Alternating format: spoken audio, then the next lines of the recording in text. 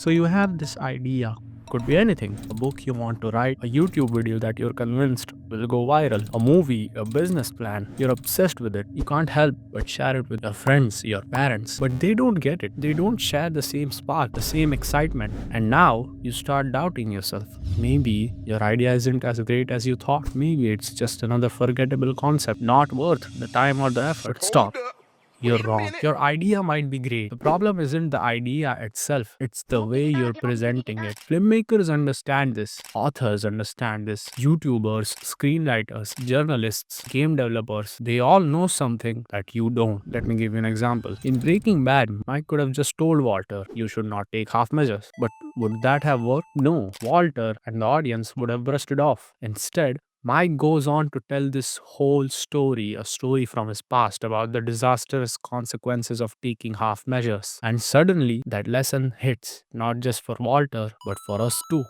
Narrative. You can't just explain your idea like a textbook definition and expect people to care. Bro, what are you talking about, man? No one will listen. And no, making up a fake story to sell your point won't work either. Take my art video for example. I started the whole video with a textbook definition of art. The title spelled everything out. The thumbnail summed it up in 4 words. It was stupid, it was lazy, and it shows. Just look at the views.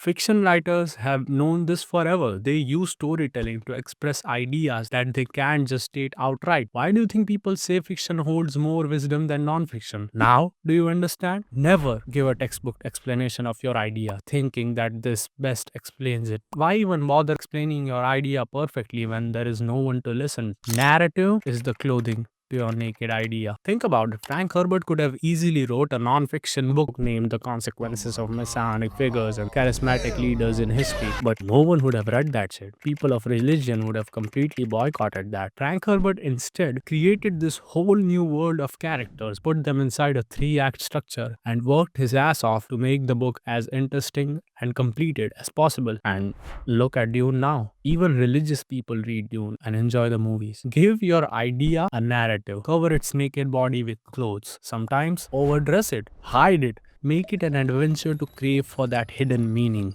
And then, when it's finally discovered, it will hit like a speeding train. It will find shelter in your consumer's mind, like air rushes to fill a vacuum. But, just like every other law, this one has consequences too.